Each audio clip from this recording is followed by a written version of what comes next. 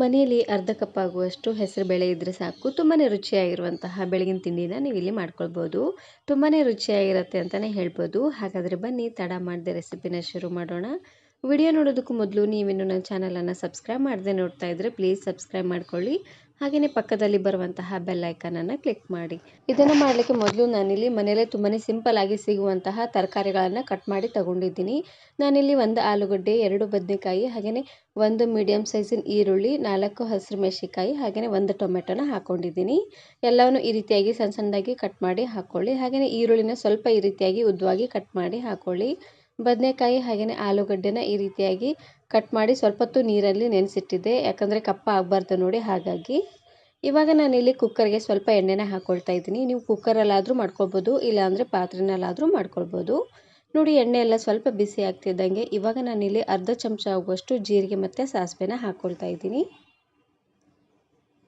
ನಾನಿಲ್ಲಿ ಒಂದು ಹೊತ್ತಿಗೆ 4 ಜನಕ್ಕಾಗುವಷ್ಟು ಮಾಡಿ ತೋರಿಸ್ತಾ ಇದ್ದೀನಿ. ನೀವು ಸ್ವಲ್ಪ ಜಾಸ್ತಿ ಜನಕ್ಕೆ ಮಾಡ್ಕೊಳ್ಳೋ ಹಾಗಿದ್ರೆ ಎಲ್ಲ ಪದಾರ್ಥನೂ ಸ್ವಲ್ಪ ಜಾಸ್ತಿ ಅನ್ನೋಂಗೆ ಹಾಕ್ಕೊಳ್ಳಿ.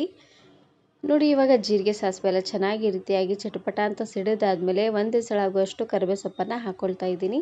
ಹಾಗೆಯೇ ಆಲೂಗಡ್ಡೆ ಬದನೆಕಾಯಲ್ಲಿರುವಂಥ ನೀರೆಲ್ಲ ಬಸ್ತು ತರಕಾರಿಗಳನ್ನು ಹಾಕ್ಕೊಳ್ತಾ ಇದ್ದೀನಿ. ಇದ್ರ ಜೊತೆ ಬೇಕಿದ್ದರೆ ನೀವು ಕ್ಯಾರೆಟು ಹಾಗೆಯೇ ಬೀನ್ಸ್ ಸಹ ನೀವು ಇಲ್ಲಿ ಹಾಕ್ಕೊಳ್ಬೋದು. ಹಸಿ ಬಟಾಣಿ ಎಲ್ಲ ಸಿಕ್ಕರೆ ಅದನ್ನು ಸಹ ಇದರಲ್ಲಿ ಹಾಕ್ಕೊಳ್ಬೋದು. ಹಾಗೆಯೇ ಲಾಸ್ಟಲ್ಲಿ ಈರುಳ್ಳಿ ಹಾಗೆಯೇ ಹಸಿರು ಮೆಣಸಿನಕಾಯಿನ ಹಾಕ್ಕೊಳ್ತಾ ಇದ್ದೀನಿ.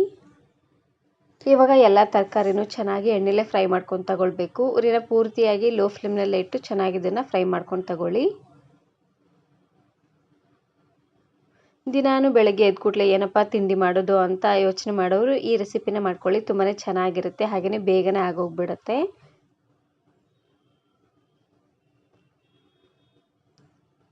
ನೋಡಿ ತರಕಾರಿ ಎಲ್ಲ ಈ ರೀತಿಯಾಗಿ ಸ್ವಲ್ಪ ಸಾಫ್ಟ್ ಆಗ್ತಿದ್ದಂಗೆ ಇವಾಗ ನಾನಿಲ್ಲಿ ಮೀಡಿಯಮ್ ಸೈಜಿನ 1 ಟೊಮೆಟೊನ ಕಟ್ ಮಾಡಿ ಹಾಕ್ಕೊಳ್ತಾ ಇದ್ದೀನಿ.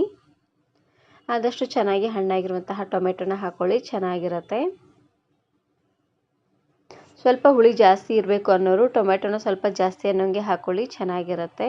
ನೋಡಿ ಟೊಮೆಟೊ ಎಲ್ಲ ಹಾಕ್ಕೊಂಡಾದ್ಮೇಲೆ ಇವಾಗ ನಾನಿಲ್ಲಿ ರುಚಿಗೆ ತಕ್ಕಷ್ಟು ಉಪ್ಪು, ಅರ್ಧ ಚಮಚ ಆಗುವಷ್ಟು ಅರಶಿನ ಪುಡಿ, ಹಾಗೆಯೇ 1 ಚಮಚ ಆಗುವಷ್ಟು ಪಾವ್ ಭಾಜಿ ಮಸಾಲಾನ ಹಾಕ್ಕೊಳ್ತಾ ಇದ್ದೀನಿ. ಪಾವ್ ಭಾಜಿ ಮಸಾಲ ಹಾಕೋದ್ರಿಂದ ರುಚಿ ಅಂತೂ ತುಂಬಾ ಚೆನ್ನಾಗಿ ಬರುತ್ತೆ ಅಂತಲೇ ಹೇಳ್ಬೋದು.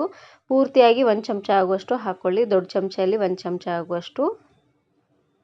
ನೋಡಿ ಎಲ್ಲವನ್ನು ಹಾಕೊಂಡಾದ್ಮೇಲೆ ಇವಾಗ ಉರಿನ ಪೂರ್ತಿಯಾಗಿ ಲೋ ಫ್ಲೇಮ್ನಲ್ಲೇ ಇಟ್ಟು ಚೆನ್ನಾಗಿ ಇದನ್ನು ಮಿಕ್ಸ್ ಮಾಡಿಕೊಂಡು ಎಲ್ಲ ತರಕಾರಿಗಳಿಗೂ ಮಸಾಲೆ ಹಾಗೆಯೇ ಉಪ್ಪು ಖಾರ ಎಲ್ಲ ಎಳ್ಕೊಳ್ಬೇಕು ನೋಡಿ. ಹಾಗಾಗಿ ಉರಿನ ಪೂರ್ತಿಯಾಗಿ ಲೋ ಫ್ಲೇಮ್ನಲ್ಲೇ ಇಟ್ಟು ಎಣ್ಣೆ ತೇಲ್ ಬರೋವರೆಗೂ ಚೆನ್ನಾಗಿ ಇದನ್ನು ಬೇಯಿಸ್ಕೊಂಡು ತಗೊಳ್ಳಿ.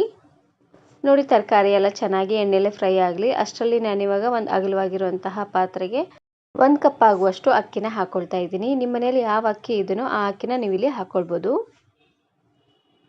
ಹಾಗೆಯೇ ಅದೇ ಕಪ್ಪಲ್ಲಿ ಅರ್ಧ ಕಪ್ ಆಗುವಷ್ಟು ಹೆಸರು ಬೇಳೆನ ಹಾಕ್ಕೊಳ್ತಾ ಇದ್ದೀನಿ. ಹಾಗೆಯೇ ಇದ್ರ ಜೊತೆಗೆ 1/4 ಕಪ್ ಆಗುವಷ್ಟು ತೊಗರಿ ಬೇಳೆನ ಹಾಕ್ಕೊಳ್ತಾ ಇದ್ದೀನಿ. ಎಲ್ಲ ಬೇಳೆ ಹಾಗೆಯೇ ಅಕ್ಕಿನ ಹಾಕ್ಕೊಂಡು ಚೆನ್ನಾಗಿ ಇದನ್ನು ತೊಳ್ಕೊಂಡು ತಗೊಳ್ಬೇಕು.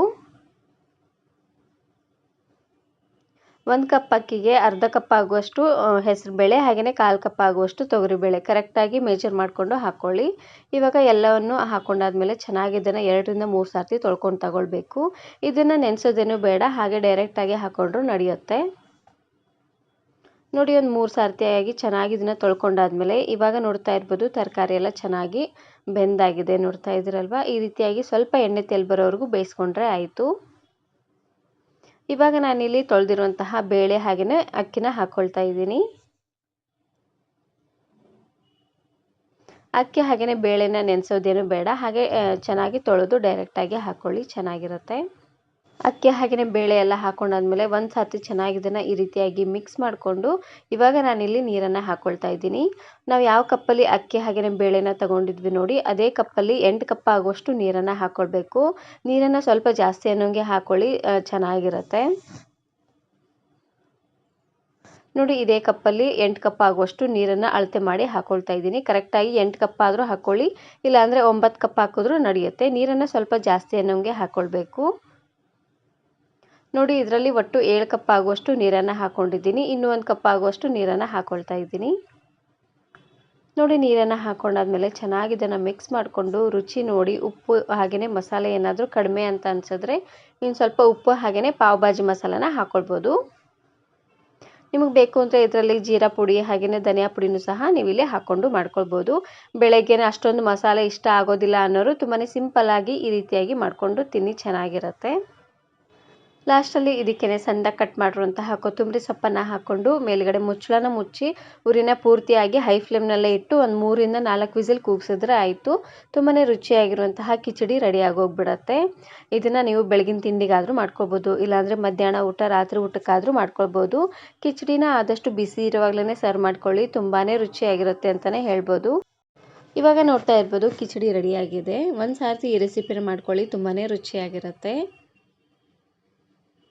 ಇದ್ರ ಜೊತೆಗೆ ಸೈಡ್ಸ್ ಆಗಿ ಹಪ್ಪಳ ಅಥವಾ ಸಂಡಿಗೆ ಯಾವುದಾದ್ರೂ ಮಾಡ್ಕೊಬೋದು, ಚೆನ್ನಾಗಿರುತ್ತೆ. ಈ ವಿಡಿಯೋ ಇಷ್ಟ ಆದರೆ ಈಗಲೇ ಒಂದು ಲೈಕ್ ಬಟನನ್ನು ಕ್ಲಿಕ್ ಮಾಡಿ ಫ್ರೆಂಡ್ಸ್ ಆ್ಯಂಡ್ ಫ್ಯಾಮಿಲಿ ಜೊತೆಗೆ ಶೇರ್ ಮಾಡಿ. Thank you. Thanks for watching.